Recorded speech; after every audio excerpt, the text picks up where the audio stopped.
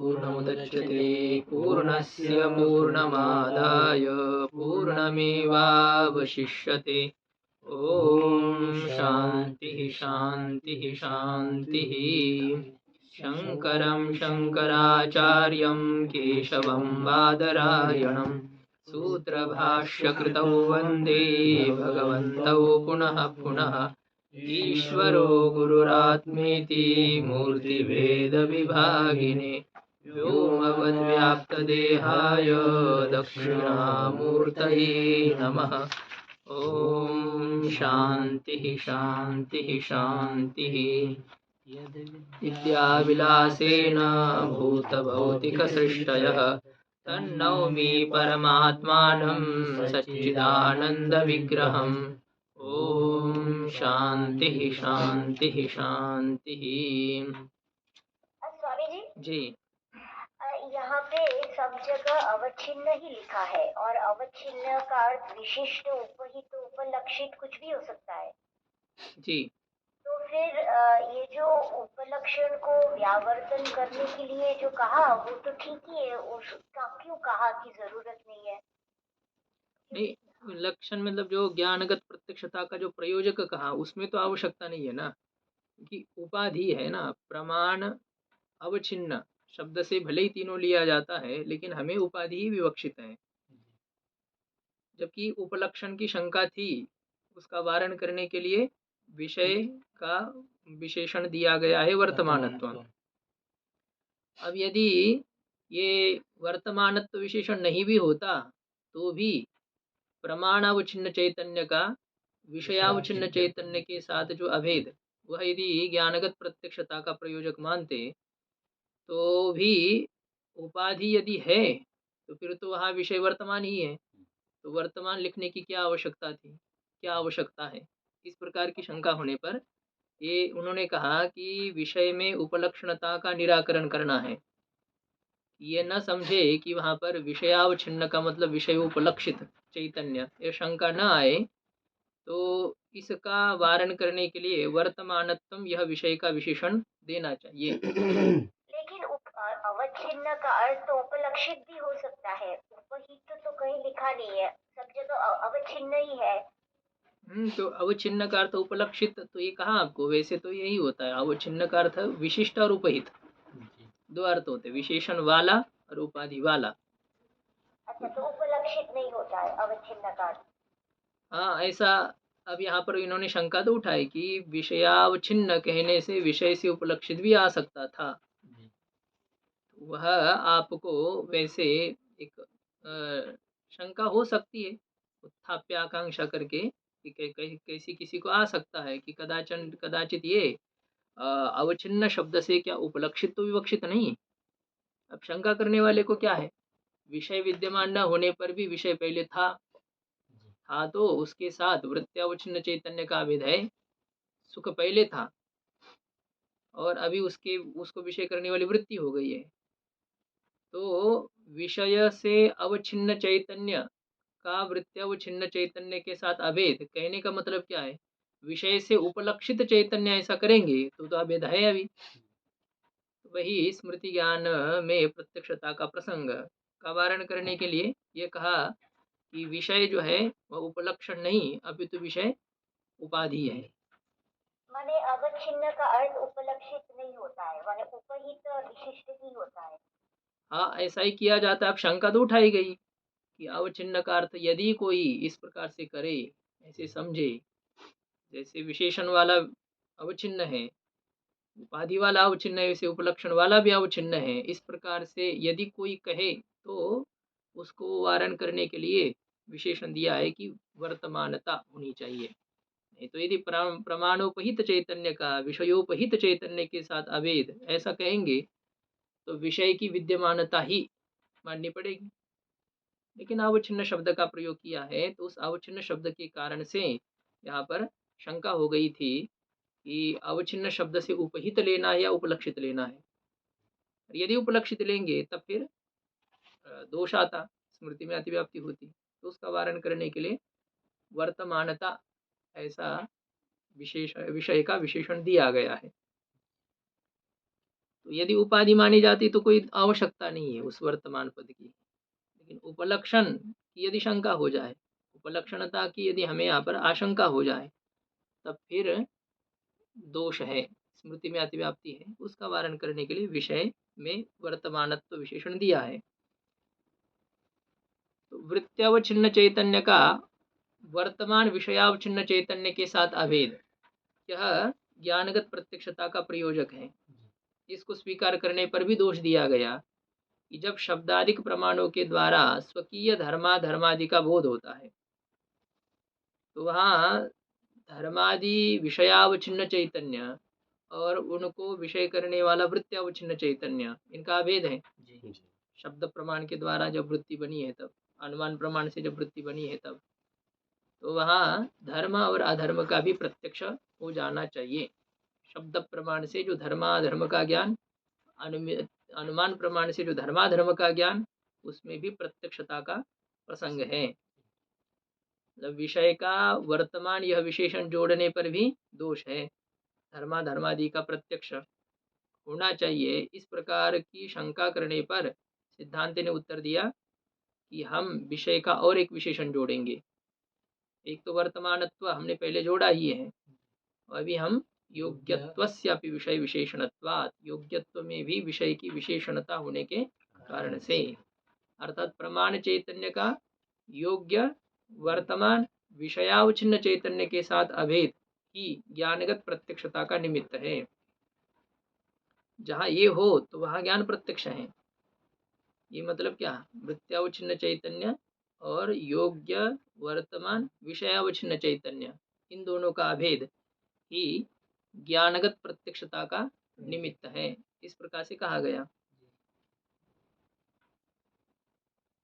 तो टीका में ये पंक्ति हम लोगों ने देखी थी, तद धर्मादि प्रमाण चैतन्य से का अर्थ था तद धर्मादि विषयक जो वृत्त्यावच्छिन्न चैतन्य है, उस वृत्त्यावच्छिन्न चैतन्य का वर्तमान विषयावच्छिन्न चैतन्य के साथ अभेद है, इसलिए उसका प्रत्यक्ष हो जाना चाहिए।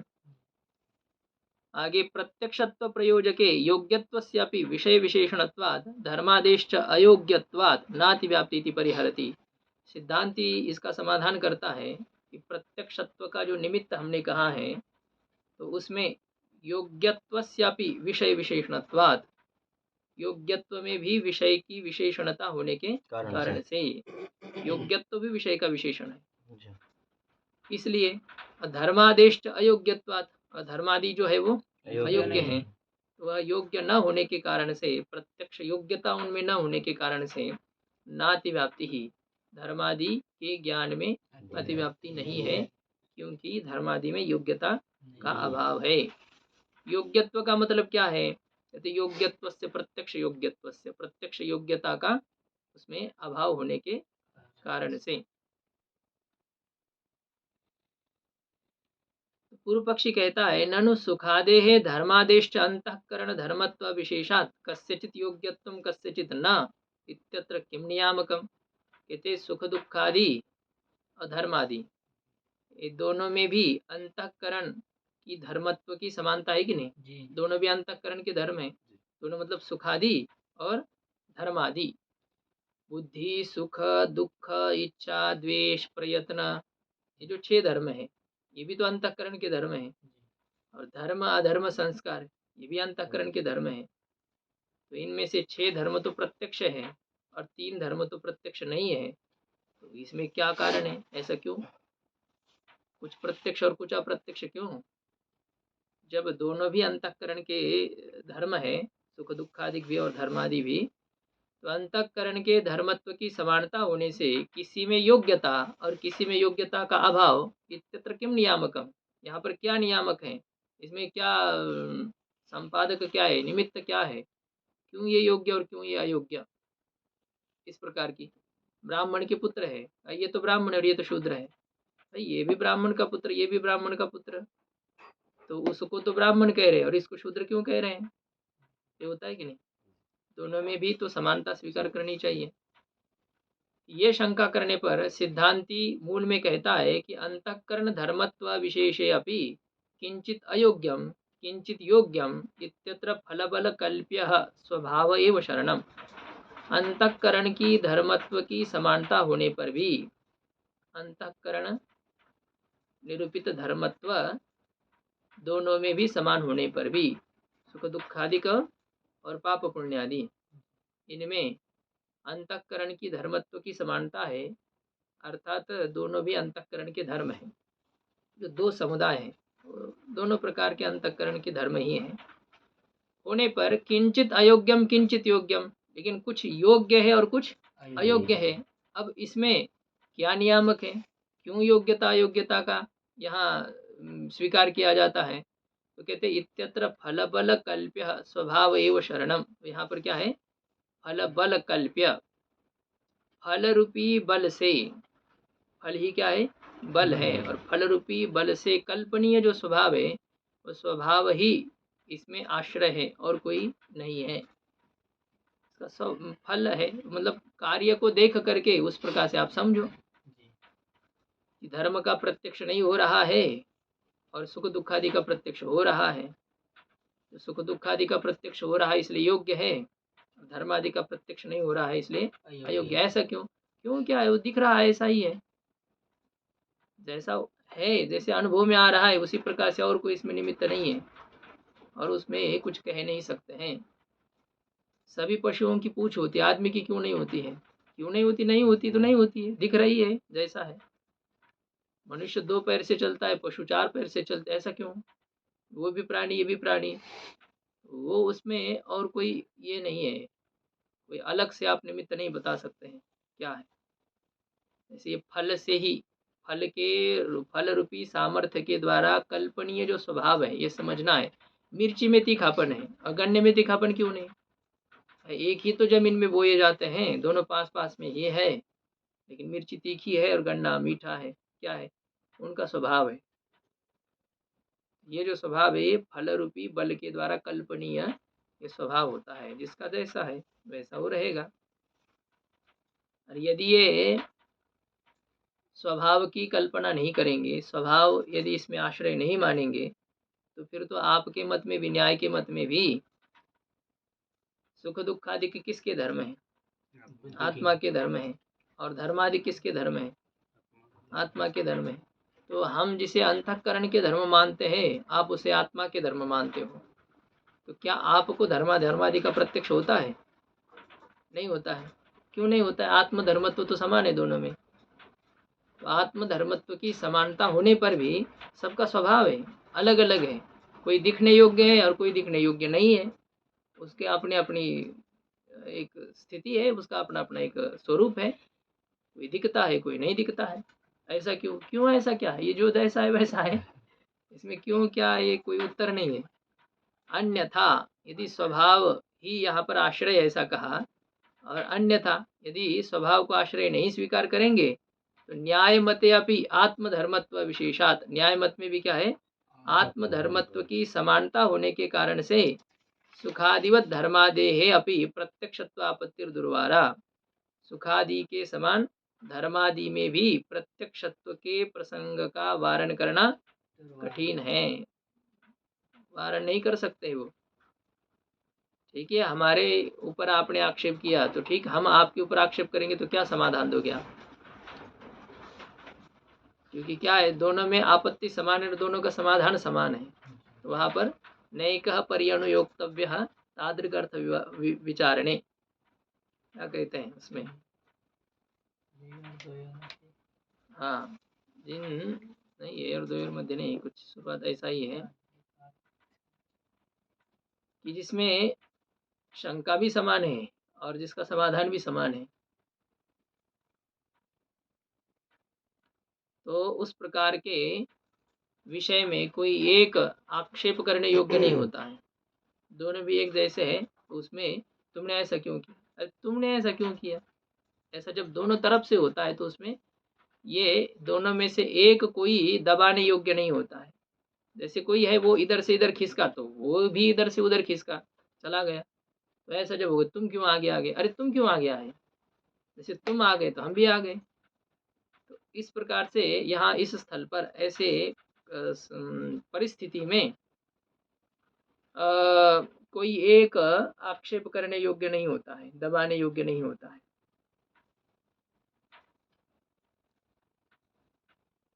आक्षेपश्च समो यत्र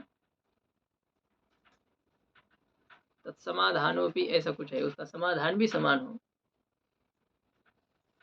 तो ये सिद्धांत कह रहा है कि यदि स्वभाव का आश्रय नहीं करेंगे, फल से कल्पनीय जो स्वभाव है उस स्वभाव का आश्रय न करने पर, स्वभाव का आश्रय न करने पर कह रहे विपक्षे बाधकमाह। विपक्ष मतलब क्या है? ये फल से कल्पनीय इनका स्वभाव ही है कि कोई प्रत्यक्ष योग्य और कोई प्रत्यक्ष योग्य नहीं है, इसमें स्वभाव ही आश्रय है। और स्वभाव को आश्रय स्वीकार न करने पर ये विपक्ष है। पक्ष हो गया स्वभाव को स्वीकार करना, विरुद्ध पक्ष है स्वभाव को स्वीकार न करना। स्वभाव को स्वीकार न करने में बाधक कहते हैं, अन्यथा नहीं तो फल बल कल्प स्वभाव से अशरणत्वे इत्यर्थ। अन्यथा का अर्थ क्या है? फल रूपी सामर्थ्य से कल्पनीय जो स्वभाव है उस स्वभाव में स्वभाव की आश्रयता ग्रहण न करने पर, अशरणत्वे, अशरण शरण का अर्थ शरणम ग्रह रक्षित्रो हो, गृह होता है, गृह का अर्थ होता है आश्रय। तो फल रूपी सामर्थ्य से कल्पनीय जो स्वभाव, उस स्वभाव की आश्रयता स्वीकार न करने पर क्या होगा? न्याय मत में भी सुख दुखादि और धर्मादि दोनों में भी आत्मा के धर्मत्व की समानता होने पर सुख दुखादि में प्रत्यक्ष योग्यता और धर्मादि में अयोग्यता, इसकी संगति तो नहीं लगा पाएंगे क्योंकि वो स्वभाव को नहीं मान रहे हैं। तो धर्मादि के भी प्रत्यक्षता का प्रसंग का वारण नहीं कर सकते हैं। सुख दुखादिक धर्मादि के प्रत्यक्ष है, धर्मा अंतःकरण के आत्मा के धर्म है और प्रत्यक्ष है, धर्मादि भी वैसे हो जाएंगे। अनुमान वैसा करेंगे, धर्मादय प्रत्यक्षाः आत्मधर्मत्वात् सुखादिवत्, यत्र यत्र आत्मधर्मत्वं तत्र तत्र प्रत्यक्षत्वं।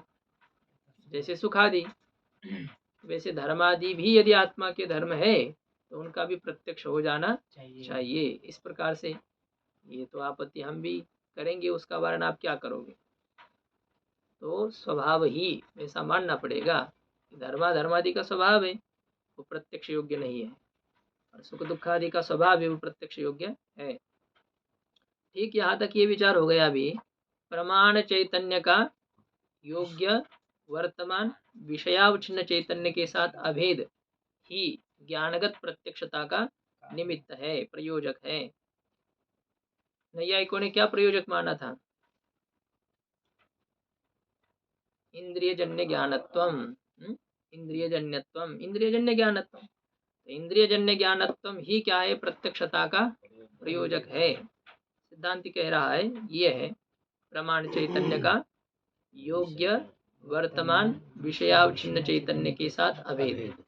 फिर पूर्व पक्षी शंका करता है, फिर भी जब तुम सुखी हो, ठीक, अब तुम पापी हो, तुम पुण्यवान हो, इसमें तो आपने हटा दिया कि ये पाप पुण्य योग्य नहीं है ना, इसलिए ज्ञानगत प्रत्यक्षता का प्रयोजक न होने से धर्मादि की प्रत्यक्षता का प्रसंग नहीं है। किंतु तुम सुखी हो, तुम दुखी हो, तुम कामी हो, तुम क्रोधी हो, ऐसा किसी ने कह दिया तो इस शब्द को सुनने से जो हमारी सुखादि के आकाराकार अंतःकरण की वृत्ति होगी, उस वृत्ति का और सुखादि की जो विषय है वो योग्य है कि नहीं जी, और वो वर्तमान है कि नहीं? तो योग्य वर्तमान जो सुखादि उससे अवच्छिन्न चैतन्य के साथ उसको विषय करने वाले अंतःकरण वृत्ति अवच्छिन्न चैतन्य का अभेद है कि नहीं है? तो शब्द प्रमाण से प्रत्यक्ष होना चाहिए। तुम सुखी हो, शब्द प्रमाण के द्वारा भी प्रत्यक्ष ज्ञान होना चाहिए, ये पूर्व पक्षी शंका कर रहा है। फिर भी अतिव्याप्ति है, ऐसा उसका कहना है। ननु योग्यत्व विशेषण दाने अपि सुख वर्तमानता समये त्वं सुखी इति वाक्यजन्य ज्ञानस्य प्रत्यक्षता स्यात् इत्याशंक्य इष्टापत्या परिहरति। योग्यत्व विशेषण देने पर भी सुख वर्तमानता समय, सुख की जब वर्तमानता है, विद्यमानता है, उस समय में तुम सुखी हो, है ना। अतीत सुख की बात नहीं, विद्यमान सुख की बात है। तो किसी ने कह दिया कि तुम सुखी हो। अब इस वाक्य से उत्पन्न जो ज्ञान, इस वाक्य से उत्पन्न ज्ञान में भी प्रत्यक्षता होनी चाहिए, प्रत्यक्षता स्वीकार करनी पड़ेगी। तो ऐसी शंका करके सिद्धांत कहता कि इष्टापत्या, ये तो हमें इष्ट ही है। तो इष्ट प्रसंग से सिद्धांति परिहार करता है, हमें इष्ट ही है।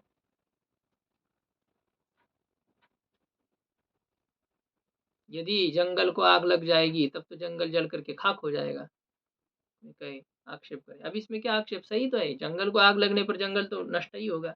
ये इष्ट प्रसंग या अनिष्ट प्रसंग है सुनने के लिए। हाँ, ये नहीं कि जंगल जलाने पर हमें इष्ट होगा, अच्छा हो गया, ये नहीं। लेकिन अग्नि का अत्यंत प्रज्वलित होना और कुछ वस्तुओं को जला देना, ये तो होना ही होना है ना। बहुत बारिश होगी तो गंगा जी में बाढ़ आ जाएगी, कैसे, बहुत बारिश होगी तो गंगा जी में बाढ़ आ जाएगी, ये कोई अनिष्ट है क्या? मतलब ये कोई अनहोनी थोड़ी है। बाढ़ आ जाएगी तो कार्य तो होना ही है ना। कारण जब रहेगा तो कार्य तो होगा ही होगा, अनिष्टता कैसे? ये इष्ट प्रसंग है, सिद्धांति कहता है। यदि पर्वत में धूम होगा तो पर्वत में वन्नी होगी। पूर्व पक्षी यह कहे बात, तो ये क्या, ये तो इष्ट ही है ना हमें। जब धूम है तो वह वन्नी है न, ऐसा थोड़ी हम कह रहे हैं। न च एवमपि वर्तमानता दशायां त्वं सुखी इत्यादि वाक्यजन्य ज्ञान से प्रत्यक्षता स्यात् इति वाच्यम। मूल में कि इस प्रकार से भी पूर्व पक्षी कहता है कि वर्तमान दशा में, वर्तमान स्थिति में तुम सुखी हो इत्यादि वाक्य से उत्पन्न जो ज्ञान, और इस ज्ञान में प्रत्यक्षता स्यात्, इस ज्ञान में प्रत्यक्षता स्वीकार करनी चाहिए। शब्द प्रमाण से भी प्रत्यक्ष स्वीकार करना चाहिए जी। शब्द प्रमाण से प्रत्यक्ष ज्ञान होता है, परोक्ष ज्ञान होता है? प्रत्यक्ष ज्ञान होता है। शब्द प्रमाण से प्रत्यक्ष होता है या परोक्ष होता है? परोक्ष ज्ञान होता है। शब्द का स्वभाव है परोक्ष ज्ञान कराना।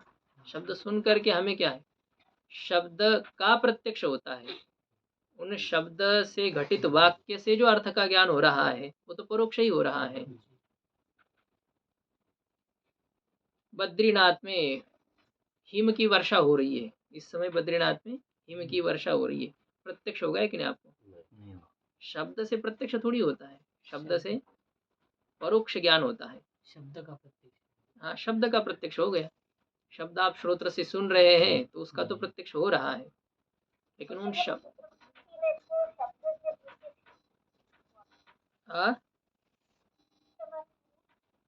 आवाज नहीं आ रही है।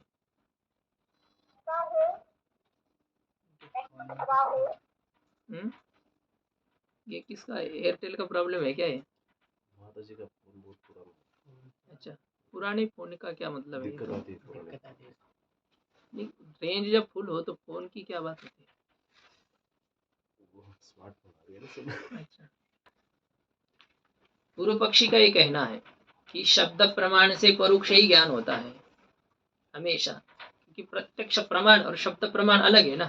प्रत्यक्ष प्रमाण से प्रत्यक्ष ज्ञान होता है, अनुमिति प्रमाण से प्रत्यक्ष ज्ञान होता है क्या? शब्द प्रमाण से प्रत्यक्ष ज्ञान होता है क्या? शब्द प्रमाण से शाब्द बोध होगा, अनुमान प्रमाण से अनुमिति ज्ञान होगा, और अनुमिति ज्ञान, शाब्द बोध, उपमिति प्रमा, अर्थापत्ति प्रमा अथवा अभाव की प्रमा, ये सब प्रत्यक्षेतर प्रमा है, प्रत्यक्ष ज्ञान नहीं है। ये जो अन्य प्रमाण है वो प्रत्यक्ष ज्ञान जनक नहीं है। इसको लेकर के पूर्व पक्षी कह रहा है कि तुम सुखी हो, इस वाक्य से उत्पन्न जो ज्ञान, इसमें भी प्रत्यक्षता स्वीकार करनी चाहिए, इसमें प्रत्यक्षता हो जाए। तो ये शंका करके सिद्धांत कहता कि तीन च वाच्यम, ऐसा नहीं कहना चाहिए। ऐसा क्यों नहीं कहना चाहिए? ऐसा मत कहो तुम। क्यों? क्योंकि ये हमें इष्ट ही है। इष्टत्वात् मतलब जो है ना, पूर्व पक्षी जो जिस आक्षेप के साथ कहना चाहता है, फिर इस ज्ञान में भी क्या प्रत्यक्षता मानोगे? सिद्धांत कहता है कि हाँ, ऐसा इस भाषा में मत बोलो, ये हमें इष्ट ही है। नहीं तो ये होगा नहीं तेन च वाच्यम के, ऐसा क्यों? क्योंकि वो तो सही तो कह रहा है, तो उसकी कहने की जो शैली है वो निषेधात्मक है, आक्षेप करके वह विपरीत कहना चाहता है कि क्या तुम सुखी हो, इस शब्द से उत्पन्न ज्ञान में भी प्रत्यक्षता मानोगे? सिद्धांत कहता है कि ऐसा मत कहो, ये हमें इष्ट ही है, हम उसमें प्रत्यक्षता मानते हैं। शब्द प्रमाण से प्रत्यक्ष होता है, होता है। पंचदशी में, हाँ पंचदशी में आया था ना, 10 से। यही तो अभी कह रहे हैं कि होता है, यदि सन्निकृष्ट विषय हो तो शब्द से भी विषय का प्रत्यक्ष ही होता है। ये लेखनी है, ये कह दिया आपको, ठीक है, आप चक्षु से भी देख रहे हो, लेकिन शब्द से भी जो आपको लेखनी का ज्ञान हुआ कि नहीं हुआ? यम लेखनी अस्ति, इस शब्द को सुन करके आपको इस वाक्य का अर्थबोध हुआ कि नहीं हुआ। अब इस वाक्य का जो अर्थ है उसमें ये लेखनी जो पदार्थ है ये प्रत्यक्ष है कि नहीं? प्रत्यक्ष है। यदि विषय सन्निकट हो, समीप हो, तो फिर शब्द प्रमाण से भी प्रत्यक्ष हो जाता है, ऐसा ही है। नहीं नहीं हमने तो आंख खोल करके देखा तभी वो तो वो ठीक है, चक्षु से देखने से आपको प्रत्यक्ष प्रमा भी हो रही है, लेकिन शब्द को सुनने से यह गंगा जी है या यह लेखनी है, ये पुस्तक है, ऐसा कहने से इस वाक्य से जो होने वाला अर्थबोध है वो भी प्रत्यक्ष हो जाता है। वाक्य से जो अर्थबोध होता है वो प्रत्यक्ष होता है। आग बंद करने पर भी होना चाहिए। आग बंद करने पर अब यह तो बात होती है कि जब दशमस्तमसी, यहाँ तो आंख बंद करने पर भी बात बनती है, तो उतनी सन्निकृष्टता नहीं है फिर, तो फिर आपके इंद्रिय के सन्निकृष्ट नहीं रहा ना, विषय के सन्निकर्ष की बात चल रही है। इंद्रिय ये मतलब ये कैसे पता चलेगा कि ये चक्षुरेंद्रिय से ज्ञान हो रहा है या शब्द प्रमाण से हो रहा है? नहीं ये तो है ना, तो आपके मेरे वाक्य से सुनने पर कोई बात समझ में आई या नहीं आई, आप ही तो उसमें प्रमाण है। मैं कह रहा हूँ ये लेखनी है, मेरी बात को आप समझ रहे हैं नहीं समझ रहे, ये लेखनी है, इस वाक्य का अर्थ ज्ञान आपको हो रहा है। तो ये आपको संशय है क्या मुझे चक्षु से ज्ञान हो रहा है या वाक्य सुन करके ज्ञान हो रहा है? दोनों भी हो रहे हैं ना, आप चक्षु से देख भी रहे हो और वाक्य को सुन करके आप अनुभव भी कर रहे हो कि हाँ ये लेखनी है, तो ये हो जाता है। विषय यदि सन्निकृष्ट हो, सन्निकृष्ट मतलब इंद्रियों के निकट हो, तो अब जैसे ये है कि ये तो लेखनी है, अब ऐसा जब हो जाएगा कि किसी ने हाथ में पकड़ा है ये क्या है, तो किसी व्यक्ति ने कहा ये लेखनी है, तुम्हारे जो हाथ में वो क्या है? लेखनी है। अब तुम्हारे हाथ में लेखनी है, वाक्य सुन करके उसको जो लेखनी का ज्ञान हो गया, तो इंद्रिय से भी हुआ है और शब्द प्रमाण से भी तो हुआ है। सन्निकृष्ट विषय होने पर शब्द से भी प्रत्यक्ष ज्ञान होता है, यह सिद्धांति कहता है। वैसे जैसे लेखनी का भी प्रत्यक्ष करना है, वो तो पहले पता नहीं हमें लेखनी है, तो पहली बार जब देख रहे तो वो शब्द से बताना पड़ेगा। नहीं वो पदार्थ का तो प्रत्यक्ष हो जाएगा ना आपको, पदार्थ का तो हो जाएगा, पदार्थ का प्रत्यक्ष है, लेकिन इसमें जो वाच्यवाचक भाव है, शक्ति ज्ञान आपको न होने के कारण से आपको शाब्द बोध नहीं होगा। पदार्थ को देखने पर हाँ ये भी बात समझनी पड़ेगी हमको, कभी क्या होता है हमें शाब्द बोध भी है और प्रत्यक्ष भी है, और कभी केवल प्रत्यक्ष है। नया पदार्थ आपने देखा तो क्या है, केवल प्रत्यक्ष है, फिर किसी व्यक्ति ने कह दिया अरे ये तो लेखनी है, तो अब आपको उसका शाब्द बोध भी हुआ, क्योंकि आपको पहले इसका शक्ति पता नहीं थी, इसका वाचक शब्द क्या है ये पता नहीं था। जैसे कब किसी ने बता दिया कि लेखनी है तो शाब्द बोध भी हो गया, पहले प्रत्यक्ष था अभी आपको शाब्द बोध हो गया, ये मानना पड़ेगा ना अलग अलग। ये क्या है, अरे देख रहे हो और क्या ऐसे क्यों पूछ रहे हो? बोले ऐसा नहीं, देख रहे दिखाई तो दे रहा है, लेकिन इसका नाम क्या है, इसको क्या कहते हैं, तो बताएंगे कि ऐसा कहते हैं इसको। तो ये सुनने पर जो आपको बोध होगा वो कौन सा बोध होगा? शाब्द बोध होगा, और वो प्रत्यक्ष होगा या परोक्ष होगा? विषय प्रत्यक्ष है ना, विषय सामने है ना, इसलिए उस विषय का जो शब्द ज्ञान भी क्यों ना हो वो प्रत्यक्ष हो जाएगा। तो पहले ये माने, लेकिन चक्षु से तो सिर्फ प्रत्यक्ष हुआ और शब्द से सिर्फ शक्ति का ज्ञान हुआ, शब्द से प्रत्यक्ष क्यों हुआ? शब्द से शक्ति का ज्ञान नहीं, शक्ति ज्ञान तो शाब्द बोध में हेतु होता है, ठीक है, शक्ति ज्ञान भी आपको व्यवहार से हो गया, कहने से हो गया कि ये लेखनी है, तो इसे शब्द से आपको शक्ति ज्ञान हो गया, और शक्ति ज्ञान रूपी करण के द्वारा फिर वाक्य से आपको शब्द बोध हुआ है। पहले शक्ति ज्ञान भी आपको अर्जित करना पड़ा, फिर उसी शक्ति ज्ञान का आश्रय करके आपको शब्द बोध हो गया। मतलब आपको शब्द बोध की सामग्री नहीं थी आपके पास में, शक्ति ज्ञान नहीं था, तो शक्ति ज्ञान भी शब्द से होगा। और शब्द से जब शक्ति ज्ञान हो जाएगा तो उसी शक्ति ज्ञान के माध्यम से शब्द बोध हो जाएगा। शब्द बोध का अर्थ वाक्यार्थ बोध, संपूर्ण वाक्य के अर्थ का ज्ञान आपको होगा। क्योंकि आपको यह लेखनी है, यह है, इसमें कोई समस्या नहीं थी आपको, लेकिन लेखनी इस पद के अर्थ को आप नहीं जानते थे, इस पद के शक्ति का ज्ञान आपको नहीं था। तो वो व्यक्ति ने इसको लेखनी कहते ऐसे कहा, तो इस पदार्थ के शक्ति का जो ज्ञान हो गया, तो वो पदगत शक्ति का ज्ञान या पदार्थगत शक्ति का ज्ञान तो व्यवहार से हुआ या किसी के कहने से हो गया।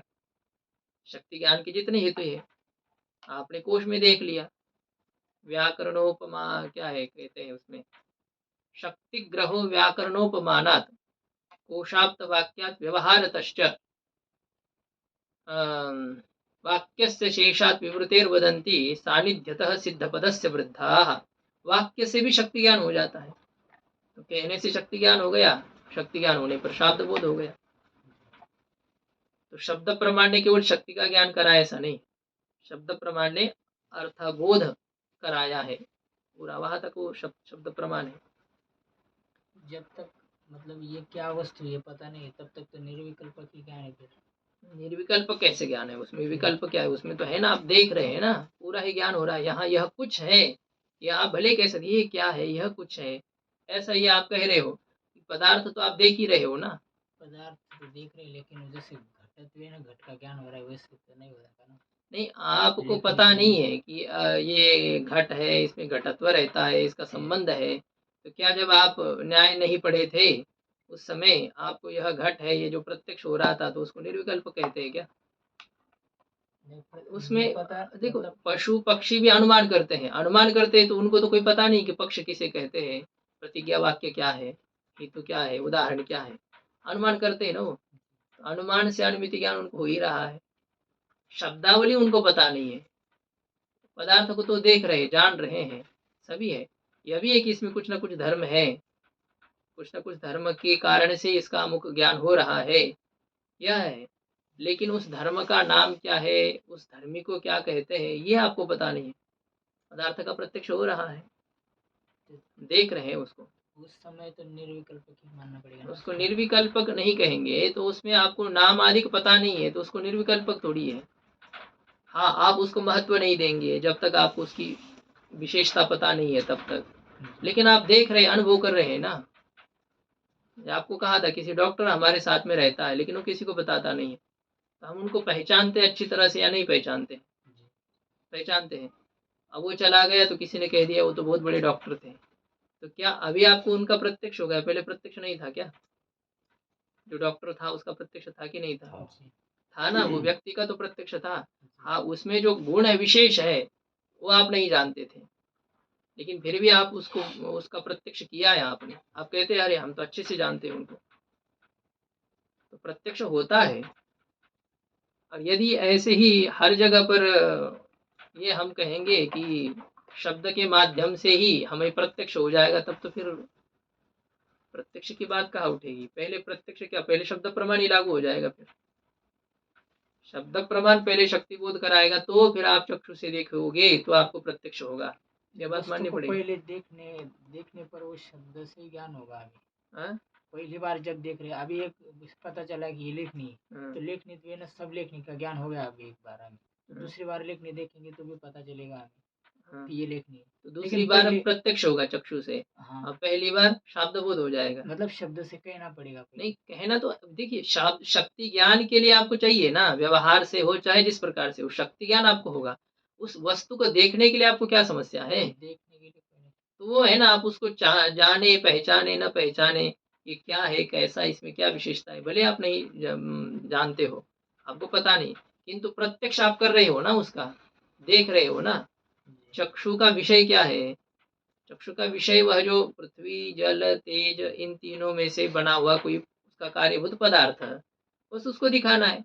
अब उसको क्या कहते हैं ये चक्षु का विषय थोड़ी है, वो चक्षु के विषय से बाहर है, वो शब्द प्रमाण का विषय वो भले ही करे, चक्षु इसको दिखा देगी। तो इसलिए ये लेखनी है, ये तो वैसे तो हमें चक्षु से यह भी ज्ञान नहीं होता है, चक्षु से केवल पदार्थों को दिखा रही है, ये लेखनी है कैसे, ये तो व्यवहार से हमने समझ लिया है, जो इसको लेखनी कहते हैं। चक्षु के द्वारा घटत्व का भी ज्ञान हो रहा है, हाँ? घटत्व का भी तो हो रहा है ना ज्ञान। हाँ, तो वो कैसे पता चलेगा इसमें लेखनित्व है? चक्षु के द्वारा तो एक पता चल रहा है ना लेखनित्व है इसमें। चक्षु के द्वारा तो व्यवहार से होता है ना, ज्ञान का आकार कैसे, उस प्रकार से हम शब्दों को सुने हैं, शास्त्र को मानते हैं। घटत्व को कहाँ देखा है आपने, मान ही तो रहे हो, देखा है लेखनित्व कैसा है, कोई मूर्त पदार्थ थोड़ी है।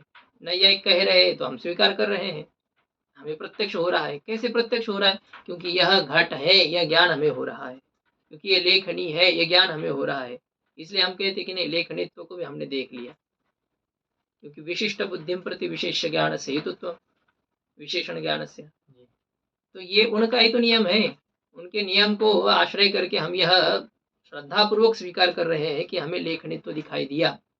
कहाँ दिखाई दिया, कैसा है लेखनित्व, मान लिया हमने।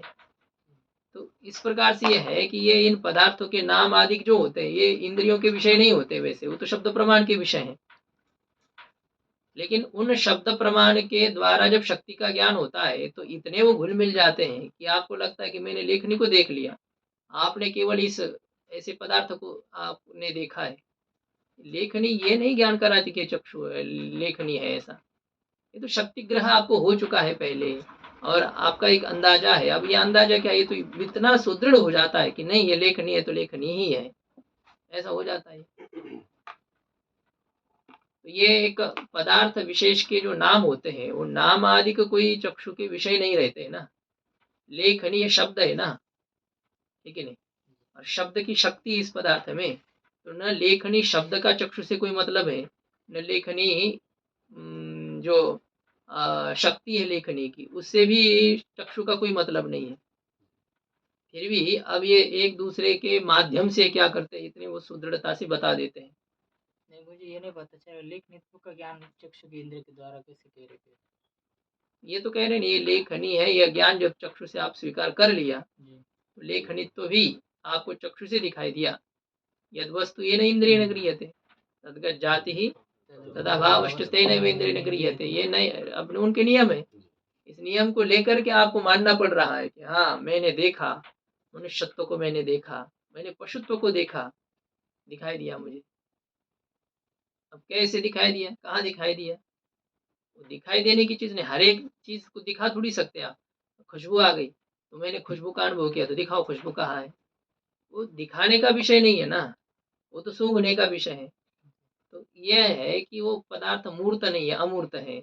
जाति जो होती है वह मूर्त पदार्थ को दिखाया जाता है, अमूर्त पदार्थ का अनुभव हम करते हैं लेकिन वो दिखाया नहीं जा सकता है। नमक को पानी में मिला दिया तो पानी में नमकीनता है कि नहीं है, दिखाओ कहाँ है नमक, अब वो दिखाना नहीं, वो स्वाद का विषय है। ऐसा ही होता है, तो उसमें आपको नमक मानना पड़ता है क्योंकि नमकीनता का अनुभव हो रहा है, आपको मीठापन का अनुभव होने से चीनी को स्वीकार करना पड़ता है। इसी प्रकार से घट है, ज्ञान हो रहा है तो घटत्व को स्वीकार करना पड़ता है, उस घटत्व का प्रत्यक्ष आपने किया है, यह बात माननी पड़ती है, ऐसा नैयायिकों का कहना है। तो बस ये हो गया। परोक्ष ज्ञान में नहीं होगा परोक्ष ज्ञान में नहीं, उसे परोक्ष नहीं, वो प्रत्यक्ष ही है ना, कि जब घट का प्रत्यक्ष हो रहा है तो तन्निष्ठ धर्म का भी आपको प्रत्यक्ष ही हो रहा है, क्योंकि जिस इंद्रिय से आप इस पदार्थ को देख रहे हैं उसके धर्म का ज्ञान भी आपको उसी इंद्रिय से ही हो रहा है। ये सामने नहीं है पदार्थ, तो सामने ये पदार्थ सामने नहीं है तब लेखनी है, तब तो है ना वो, तो फिर चक्षु के सामने नहीं है, किसी इंद्रिय के सामने नहीं है, तो परोक्ष ही होगा। नीचे के कमरे से मेरा वो ले आओ, क्या कहते हैं, मेरा कुछ पुस्तक लेके आओ, ऐसा जब है पुस्तक लेके आओ जब कह दिया तो क्या है, वो तो आपको जो ज्ञान हो गया वो तो परोक्ष ही हो गया ना। पदार्थ तो इन ज्ञान होगा, क्या उसका धर्म का भी ज्ञान होगा। हाँ, अब लेखनी लाओ ऐसा जब कहते हैं तो लेखनी ये विशिष्ट पदार्थ है, तो विशिष्ट पदार्थ का चाहे प्रत्यक्ष ज्ञान हो चाहे विशिष्ट पदार्थ का परोक्ष ज्ञान हो, उसमें विशेषण तो आना ही आना है ना। पर्वत में वर्णीय है ऐसा आपको अनुमान प्रमाण से ज्ञान हो गया, क्या वर्णित्व का ज्ञान आपको हुआ?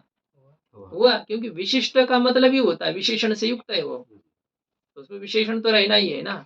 वो उसकी विशेषण के बिना स्वतंत्र उपस्थिति होती ही नहीं है। जाति को छोड़ करके, जाति यदि है तो जाति में किसी धर्म के माध्यम से उसका प्रत्यक्ष नहीं, उसका स्वस्वरूप से ही प्रत्यक्ष होता है।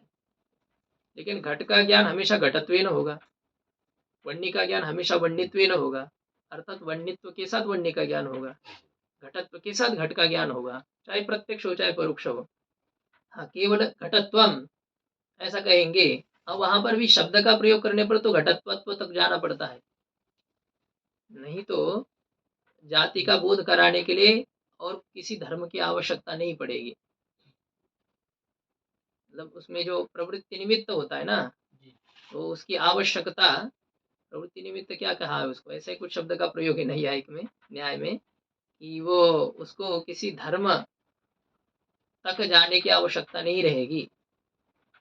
जैसे द्रव्य है, गुण है, कर्म है, इनको तो कोई ना कोई धर्म के माध्यम से ही इनका बोध होगा, स्वरूप से नहीं होगा। लेकिन जाति जो है इसका स्वरूप से ही बोध होता है, जाति के ज्ञान के लिए और किसी धर्म की आवश्यकता नहीं रहेगी। हाँ तो ठीक है, यह समझ लेना है, पदार्थ का चाहे प्रत्यक्ष बोध हो चाहे परोक्ष ज्ञान हो, उस तन्निष्ठ जाति का ज्ञान आपको होना अनिवार्य है, नहीं होगा तो उसका विशिष्ट ज्ञान नहीं होगा। ठीक है, अभी देखिए पूर्व पक्षी ने शंका की थी कि यदि आपने प्रमाण चैतन्य का योग्य वर्तमान विषयावच्छिन्न चैतन्य के साथ अभेद प्रत्यक्ष का निमित्त माना है, तो फिर तुम सुखी हो इस ज्ञान वाक्यजन्य ज्ञान में भी प्रत्यक्षता माननी चाहिए। सिद्धांत कहता है ऐसा नहीं कहना चाहिए क्योंकि हमें इष्ट है। अब जब इष्ट कहा है सिद्धांति ने, तो पूर्व पक्षी कहता है ननु त्वं सुखी इत्यादि वाक्यम न स्विषय अपरोक्ष ज्ञान जनकम वाक्यत्वात् ज्योतिष्टोमादि वाक्यवत। कहते कि तुम सुखी हो इत्यादि वाक्य, तुम सुखी हो इत्यादि वाक्य, इसको पक्ष बनाया है। न स्विषयापरोक्ष जनकम, ये वाक्य स्विषयक अपरोक्ष का जनक नहीं है। स्वस्य विषयः, स्विषयः, स्व यहाँ पर वाक्य है, तुम सुखी इत्यादि वाक्य, और इस वाक्य का विषय कौन है? सुख है, वह व्यक्ति है।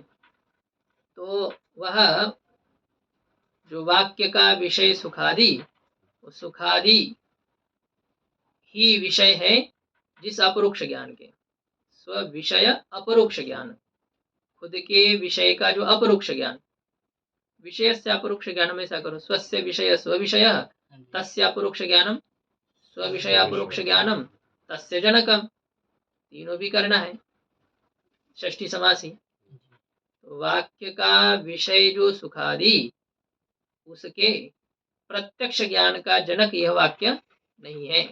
ये वाक्य अपने विषय का प्रत्यक्ष ज्ञान का कारण नहीं है, सिद्ध किया जा रहा है। हेतु ये वाक्यत्वात्, वाक्य होने के कारण से, ज्योतिष्टोमादि वाक्यवत, दृष्टांत क्या दिया है? ज्योतिष्टोमादि वाक्य के समान। ज्योतिष्टोमेन स्वर्ग कामो यजेत, अभी जो वाक्य है इस वाक्य में वाक्यत्व हेतु है, और ये ज्योतिष्टोम जो अपना विषय है इसके प्रत्यक्ष ज्ञान का जनक है क्या? अब आपको ज्योतिष्टोमेन स्वर्ग कामो यजेत कहने पर ज्योतिष्टोम याग आ गए सामने, क्या ऐसा ऐसा सब है, ये हवन हो रहा है और क्या क्या स्वाहा स्वाहा चल रहा है, ये सब ये है। एक सामान्य आप कल्पना भी कर रहे हैं कि याग का मतलब ऐसा ऐसा होता है, लेकिन फिर भी याग के जो अवान्तर अलग अलग विशेष होते हैं, ये अमुक याग है, ये तमुक याग है, ये है, ये कोई विशेष स्वरूप थोड़ी आपके सामने आया। तो यत्र यत्र वाक्यत्वं तत्र तत्र स्व विषय प्रत्यक्ष ज्ञान जनकत्वा भाव, जैसे ज्योतिष्टोमादि वाक्य, उसी प्रकार से तुम सुखी हो, यह जो वाक्य है इस वाक्य में वाक्यत्व हेतु होने के कारण से ये वाक्य भी सुखादि विषय का प्रत्यक्ष ज्ञान का हेतु नहीं है। वाक्य से प्रत्यक्ष ज्ञान नहीं होगा, यह अनुमान है। तो इति अनुमानात् कथम उक्त वाक्यात् अपरोक्ष ज्ञानम, इस प्रकार का अनुमान प्रमाण होने से उक्त वाक्य से प्रत्यक्ष ज्ञान कैसे होगा। इति चेत, ऐसा यदि पूर्व पक्षी कहे तो सिद्धांत कहता है कि दशमस्तमसी इत्यादि वाक्य व्यभिचारात। सिद्धांत कहता है कि ये जो आपका हेतु है ये व्यभिचारी है, हेतु व्यभिचारी है, साध्याभाव के अधिकरण में रहने वाला है। क्योंकि तुम 10वां हो, यह जो वाक्य है, इस वाक्य में वाक्यत्व हेतु है क्या है। किंतु इसमें स्व विषय प्रत्यक्ष ज्ञान जनकत्व का अभाव है, नहीं है।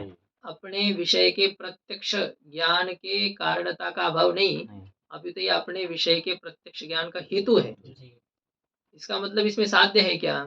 साध्य अभाव, साध्य नहीं है, साध्य नहीं है, साध्य है प्रत्यक्ष ज्ञान जनकत्व का अभाव, और इसमें है प्रत्यक्ष ज्ञान जनकत्व। इसमें दशमस्तमसी, इस वाक्य में प्रत्यक्ष ज्ञान जनकत्व है, और साध्य क्या है? स्व विषय प्रत्यक्ष ज्ञान जनकत्व भाव है, तो वो तो है नहीं यहाँ पर। तो हेतु जो है वह साध्य के अभाव के अधिकरण में विद्यमान है। तो इस वाक्य में यह हेतु व्यभिचरित होने के कारण से व्यभिचार दोष ग्रसित हेतु को हेत्वाभास कहते हैं, और हेत्वाभास कोई अपने साध्य का साधक नहीं होता है। हेतु के जैसे दिखाई देता है उससे साध्य की सिद्धि नहीं होती है। नहीं तो हम तो कोई भी अनुमान करेंगे, जैसे कैसे जलम उष्णम द्रव्यत्वात् वन्यवत्, जलम उष्णम द्रव्यत्वात् वन्यवत्, तो क्या हो जाएगा? जल गर्म हो जाएगा, सुबह फिर हीटर लगाने की जरूरत पड़ेगी। हीटर क्या कहते हैं उसको? गीजर। गीजर। गीजर लगाने की क्या आवश्यकता है? अनुमान करो और स्नान करो। तो ये नहीं, व्यभिचार जो दोष है, व्यभिचार दोषग्रस्त हेतु से साध्य की सिद्धि नहीं होती है। न इत्याह, इस प्रकार से सिद्धांत कहता है कि व्यभिचार दोष होने के कारण से इसमें अनुमान प्रमाण है, ऐसा तुम नहीं कहो। इस प्रकार से सिद्धांत कह रहा है। मूल में दशमस्तमसी इत्यादि सन्निकृष्ट विषय शब्दात् अपि अपरोक्ष ज्ञानाभ्युपगमात्, तुम 10वां हो इत्यादि स्थल पर सन्निकृष्ट विषय, इत्यादि वाक्य स्थल पर क्या है? विषय सन्निकृष्ट है, और सन्निकृष्ट विषय होने पर शब्द से भी अपरोक्ष ज्ञान का स्वीकार होने करने के कारण से इत्यादि स्थल पर शब्द से भी प्रत्यक्ष ज्ञान का स्वीकार किया जाता है। विषय सन्निकृष्ट जी। सब जगह हम यही उदाहरण देखते हैं दशमस्तमसी, लेकिन इस ऐसे तो और भी उदाहरण होंगे ना कि शब्द से प्रत्यक्ष ज्ञान होता है। हाँ, अब वही तत्वमसी भी है, और इस प्रकार से आपको समझना है, जो इसे आपको अभी दे रहे थे, ये लेखनी है, इस प्रकार से कह दिया। तो इसमें क्या है, जब इंद्रियों के सामने पदार्थ है, आपने पहले देखा नहीं था, किसी ने कहे देखो देखो साफ साफ साफ, कह दिया, देख लिया, तो साफ साफ साफ ये कहने से क्या हो गया? हमें प्रत्यक्ष भी तो हो गया शब्द से। जब सन्निकट होता है तो पदार्थ का प्रत्यक्ष होता है, ऐसा यह है। लेकिन बात यही उठती है कि इसमें यह निर्णय होना मुश्किल होता है कि यह ज्ञान हमें इंद्रियों से हुआ या शब्द से हुआ, क्योंकि शब्द से तो केवल साफ साफ सुनाई दिया है, दिखा तो नहीं दिया ना, दिखाया तो नहीं ना। देखने के लिए तो हमें तो चक्षु की जरूरत पड़ी है, तो यह होता है। लेकिन यहाँ जब वो पदार्थ हमसे अत्यंत अभिन्न रहेगा तो फिर तो उसको कहने, उसको सुनने पर आँख आदि के माध्यम से उसको जानने की जरूरत नहीं पड़ती है। तुम चोर हो ऐसा कह दिया, अब कौन चोर है, कौन चोर है? तुम ही चोर हो। अब उस वाक्य से सुनने पर उसको जब ज्ञान हो रहा है कि मैं चोर हूँ, ऐसे ज्ञान के लिए क्या उसको आँख खोल करके देखना पड़ेगा क्या? उसको ज्ञान हो जाता है। तो ये इसीलिए इसी प्रकार का उदाहरण प्रसिद्ध है तो वो देते हैं, वैसे है। अब आपको बारंबार रज्जु सर्प क्यों ले जाते हैं? यही यदि आपको परेशानी हो जाए तो उदाहरण खोजिए आप। एक प्रत्यक्ष होता है, मतलब जहाँ पर प्रसिद्ध होता है ना, उस प्रसिद्ध से बहुत जल्दी हमारी दृष्टि चली जाती है। पर वो तो वन्यमान, अनुमान प्रमाण सुनते ही जो थोड़ा बहुत भी पढ़ा है वो क्या कह देता है? पर वो तो वन्यमान, धूमात, धूमवत्वात, महानसवत, ये अनुमान तो याद ही है। अब इसमें वो भले ही ना समझता हो कि प्रतिज्ञा वाक्य बोलो और ये तो बोलो, क्या क्या नहीं बता पाएगा। लेकिन फिर भी अनुमान तो उसने याद कर रखा है। तो क्या अनुमान इतना ही है? दुनिया भर के अनुमान पड़े हुए हैं, लेकिन हमारे बुद्धि में सबसे पहले कौन सा अनुमान आ जाता है? यही आ जाता है। तो इसी प्रकार से शब्द से प्रत्यक्ष होता है। यह जब कोई कहेगा तो सबसे पहले बुद्धि में यही उदाहरण आ जाता है, इसलिए दिया ऐसा। अब आप और खोजिए। वो ठीक है, माने तुम ये हो वो हो, उस शब्द से प्रत्यक्ष होगा, लेकिन ये जो था अयम लेखनी वगैरह, तो वही मैं कह रही थी, उससे तो मन शब्द से प्रत्यक्ष ज्ञान नहीं हुआ, शब्द से सिर्फ वो वस्तु का नाम का पता चला। हाँ, यही इसी प्रकार से है। तो एक हम इन्होंने जो कहा ना सन्निकृष्ट विषय होने पर, तो इन्होंने अभिन्न विषय होने पर यह तो नहीं कहा है ना। इसलिए मैं यह बात कह रहा था कि ये लेखनी जब सामने है तो सन्निकृष्ट है। सन्निकृष्ट का अर्थ होता है इंद्रियों के संबद्ध, और पदार्थ जब इंद्रियों से संबद्ध हो तो उस पदार्थ का ज्ञान इंद्रियों से जैसे होता है उसी प्रकार से शब्दाधिक प्रमाणों से भी होगा। ये लेखनी है। अब ये दोनों ज्ञान है आपको। शब्द ये कह रहा था आपको कि चक्षु से आप देख रहे हो और शब्द से आपने सुन लिया है, तो अब शब्द प्रमाण का विषय कौन है? लेखनी है। और चाक्षुष प्रत्यक्ष का विषय कौन है? लेखनी है। तो यदि चाक्षुष प्रत्यक्ष के विषय का प्रत्यक्ष हो गया तो शब्द प्रमाण का विषय तो वही है ना, तो उसका भी प्रत्यक्ष हो गया। अब वो किसने किया इसके ऊपर मत रही, निर्भर मत रहिए। प्रत्यक्ष वो है तो है, किसने किया इसे मतलब नहीं होता है ना, चाहे जिसका। हाँ। ऐसे कह सकते हैं, माने कमरे में कोई चीज हो और हमें दिखाई ना दे, और किसने कहा कि अच्छा लेखनी तो यही है, तब वो शब्द से प्रत्यक्ष हुआ। लेखनी तो यही है, ऐसा देखो। कभी भी आपको क्या है, इंद्रियों का तो आश्रय लेना ही पड़ा ना। आप चाहे जहाँ घूम घूम करके जाओ, इंद्रियों के पास आपको जाना पड़ेगा ना प्रत्यक्ष करने के लिए। यदि अपने स्वरूप से अलग पदार्थ हो तो तब की बात चल रही है। यदि आपका स्वरूपभूत अंतर कोई पदार्थ हो ना, तब तो फिर इंद्रियों की आवश्यकता नहीं रहेगी। जैसे कह दिया तुम सुखी हो, अब यहाँ पर क्या है, सुख रूपी विषय हमसे अभिन्न तो यद्यपि नहीं है, लेकिन वो हमसे बाहर नहीं है, वो अत्यंत ही निकट है, सन्निकट है। लेखनी निकट है लेकिन शरीर से बाहर तो है। इसको देखने के लिए इंद्रिय की आवश्यकता पड़ेगी, सुख को देखने के लिए कोई इंद्रिय की आवश्यकता नहीं है। इसलिए सुख दुख आदि जब विषय है तो ये चाहे जिस प्रमाण से कहे जाए इनका प्रत्यक्ष होगा। हाँ, अब देखिए ये बात भी ऐसी होती है ना कि तुम सुखी हो, ऐसा कहने से क्या शब्द प्रमाण ने सुख का प्रत्यक्ष कराया आपको? सुख का अनुभव तो आप अपने कर रहे हो ना। अपना मतलब क्या है, सुखावच्छिन्न चैतन्य के साथ वृत्त्यावच्छिन्न चैतन्य का अभेद होने से आपको प्रत्यक्ष हो रहा है, या तो नैयायिक के अनुसार मन रूपी इंद्रिय से प्रत्यक्ष हो रहा है, या शब्द से प्रत्यक्ष हुआ आपको? इंद्रिय से हुआ। लेकिन देखो फिर भी यहाँ पर क्या माना गया कि तुम सुखी हो, यह शब्द प्रमाण क्या करता है, प्रत्यक्ष ज्ञान का भी जनक होता है। तो इन वाक्यों से हम बिल्कुल दृढ़ता के साथ कह सकते हैं ये लेखनी है। इस वाक्य से होने वाला जो ज्ञान है यह भी प्रत्यक्ष है। भले आपने चक्षु के द्वारा देखा है लेकिन वाक्य भी तो सुना है। तो बात बिल्कुल समान है कि नहीं, कि तुम सुखी हो ऐसा कह दिया। तो सुख का अनुभव हम अपना पहले ही कर रहे थे, प्रत्यक्ष हमें था। अब इस वाक्य को सुन करके फिर हमें यदि ज्ञान होता है और उसको प्रत्यक्ष कहा जाता है, वो इसलिए कहा जाता है कि उसका विषय एक ही है। प्रत्यक्ष ज्ञान का जो विषय है वही शब्द प्रमाण का विषय बना, और यदि प्रत्यक्ष ज्ञान का विषय प्रत्यक्ष है तो शब्द प्रमाण भी उसको विषय भले ही करे, तो शब्द प्रमाण उसका परोक्ष ज्ञान नहीं कराता है, उसका वो प्रत्यक्ष ज्ञान ही कराएगा।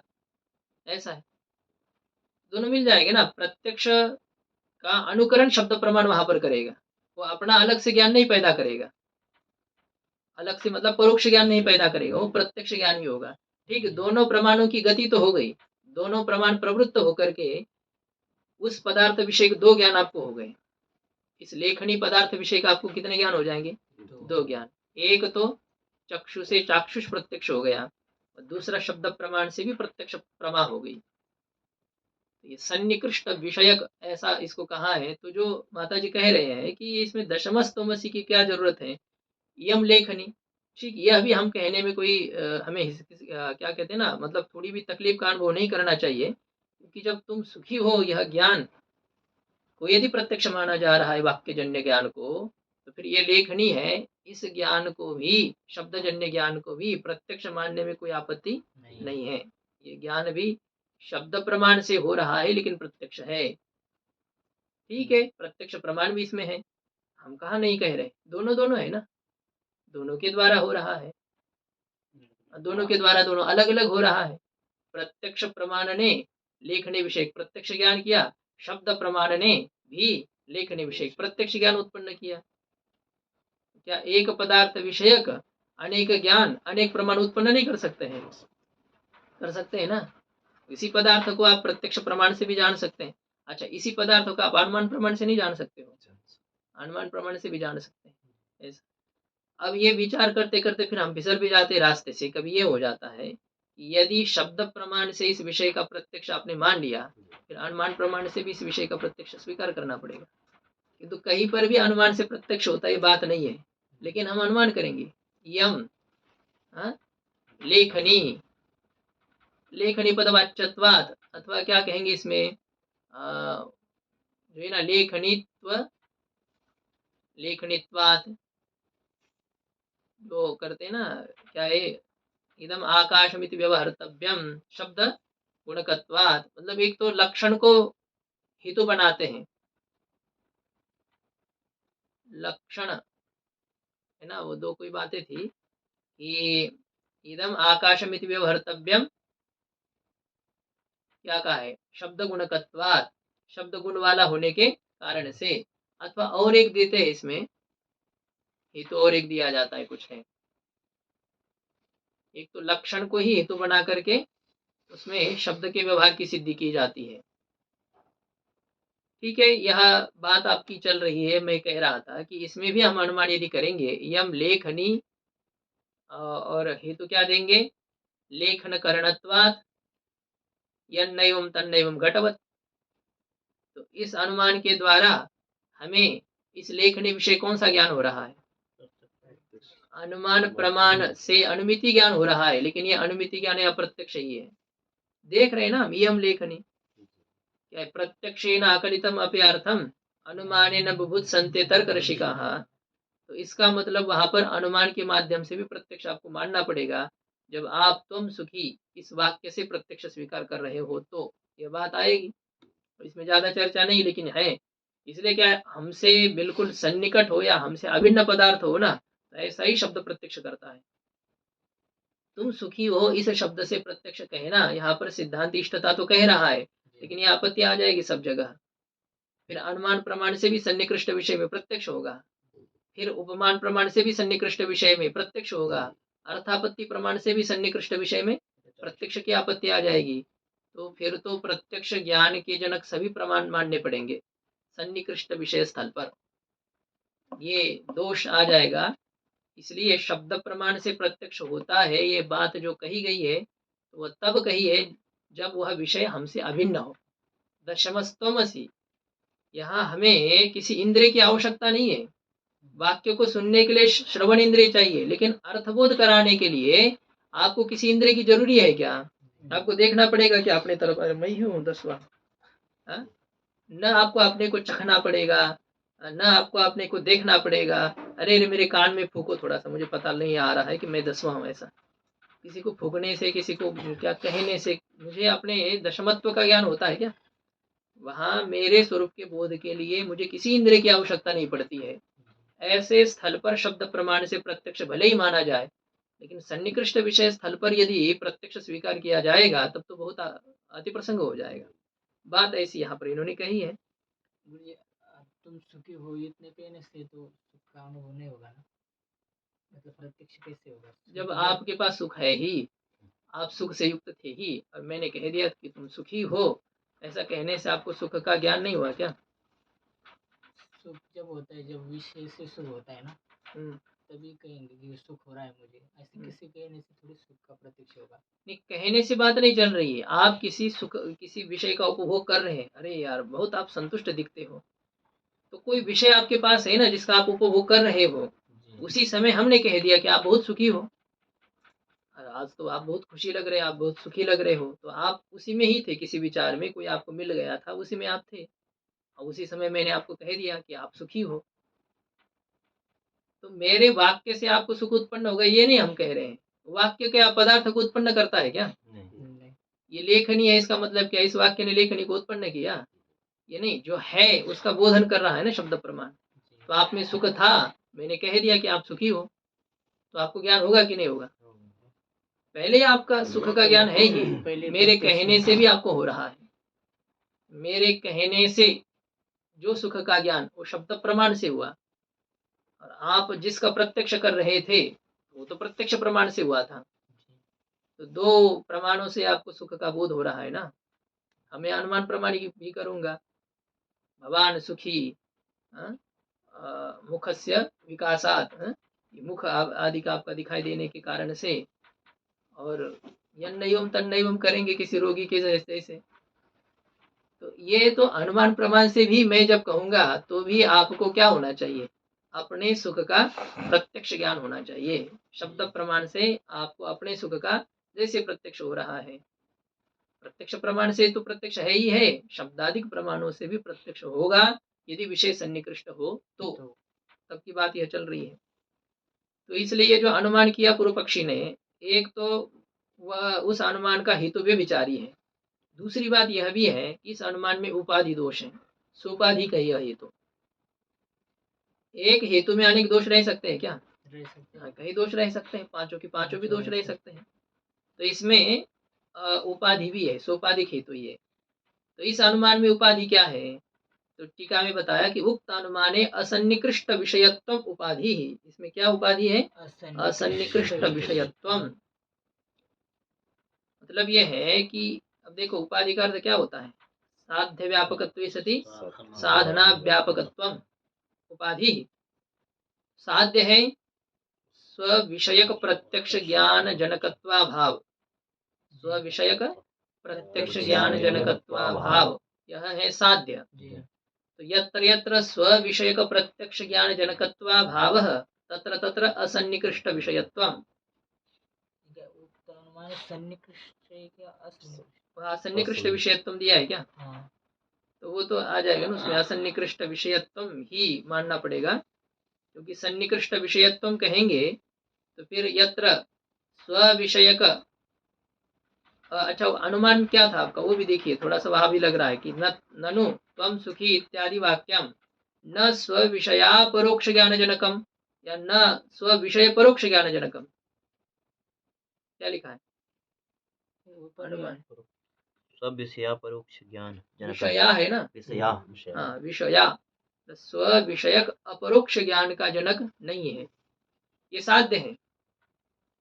यत्र स्व विषयक प्रत्यक्ष, अपरोक्ष अर्थ प्रत्यक्ष, तो यत्र स्व विषयक प्रत्यक्ष ज्ञान जनकत्वा भावः तत्र सन्निकृष्ट विषयत्वम अस्ति वा? वहां क्या रहता है? वहां असन्निकृष्ट विषयत्व रहता है। जहां स्व विषयक प्रत्यक्ष ज्ञान जनकत्व का अभाव है, वाक्य जैसे आपको कहा कि बद्रीनाथ में बर्फ गिर रहा है, इस वाक्य में स्व विषयक प्रत्यक्ष ज्ञान जनकत्व है नहीं है, जनकत्व का अभाव है। और यहाँ पर विषय सन्निकृष्ट या असन्निकृष्ट है? असन्निकृष्ट विषयत्व भी है। तो यत्र स्व विषयक प्रत्यक्ष ज्ञान जनकत्वा भावः तत्र असन्निकृष्ट विषयत्वम, है कि नहीं? किंतु यत्र वाक्यत्वम तत्र असन्निकृष्ट विषयत्वम नास्ति, तत्र असन्निकृष्ट विषयत्वा भावः यथा त्वं सुखी दशमस्त्वमसि। यहाँ वाक्यत्व तो है लेकिन असन्निकृष्ट विषयत्व उपाधि नहीं है, अर्थात ये साधन की अव्यापक हो गई। साध्य की व्यापक और साधन की अव्यापक होने से असन्निकृष्ट विषयत्व ही यहाँ पर उपाधि है, उपाधि भी है, इस आशय से कहते हैं। व्यभिचार तो दोष है ही है, लेकिन असन्निकृष्ट विषयत्व रूपी उपाधि भी है, इस तात्पर्य से कहते हैं कि दशमस्तमसि इत्यादि स्थल पर सन्निकृष्ट विषय होने पर, विषय सन्निकृष्ट होने पर शब्दादि से भी अपरोक्ष ज्ञान स्वीकार करने के कारण से सन्निकृष्ट विषय स्थल पर प्रत्यक्ष ज्ञान होता है, असन्निकृष्ट विषय स्थल पर ही शब्द प्रमाण से परोक्ष ज्ञान होता है। इस प्रकार से ये विचार है। अब आगे फिर से पूर्व पक्षी के द्वारा ये कहा जाए, सिद्धांती आगे कह रहा है कि इसलिए पर्वतो वन्यमान, यह ज्ञान भी क्या होता है, वन्य अंश में प्रत्यक्ष है, परोक्ष है, और पर्वत अंश में प्रत्यक्ष है। यह है क्यों वन्य अंश में ज्ञान परोक्ष है और क्यों पर्वतांश में प्रत्यक्ष है, इसकी चर्चा अभी की जाएगी। पूर्व पक्षी ने पूछा था, यदि आप शब्द प्रमाण से प्रत्यक्ष ज्ञान मानते हो तो तब तो फिर आपको अनुमान प्रमाण से भी प्रत्यक्ष ज्ञान स्वीकार करना चाहिए। तो सिद्धांति पूछेगा कि हाँ भाई, क्या तुम पर्वत अंश में प्रत्यक्षता की शंका कर रहे हो या वन्य अंश में? तो यदि पर्वत अंश में कर रहे हो, क्योंकि तुम्हारे अनुमिति ज्ञान का स्वरूप है पर्वतो वन्यमान, तो वे कह रहे हैं ना पर्वत वन्य वाला है, यह अनुमिति ज्ञान है, तो इसमें तुम प्रत्यक्षता की यदि शंका कर रहे हो तो फिर क्या वो वन्य अंश में प्रत्यक्षता होनी चाहिए या पर्वतांश में प्रत्यक्षता होनी चाहिए? यदि पर्वतांश में प्रत्यक्षता होनी चाहिए तो हमें इष्ट ही है, क्योंकि वहाँ पर्वतावच्छिन्न चैतन्य के साथ वृत्त्यावच्छिन्न चैतन्य का भेद है। तो यदि वन्य अंश में तुम प्रत्यक्षता कह रहे हो तो वहां पर प्रत्यक्षता नहीं है, क्योंकि वन्यावच्छिन्न चैतन्य के साथ वृत्त्यावच्छिन्न चैतन्य का भेद नहीं है। इस प्रकार से यह बात है। ओम पूर्णमदः पूर्णमिदं पूर्णात् पूर्णमुदच्यते पूर्णस्य पूर्णमादाय पूर्णमेवावशिष्यते। ओम शांति शांति शांति।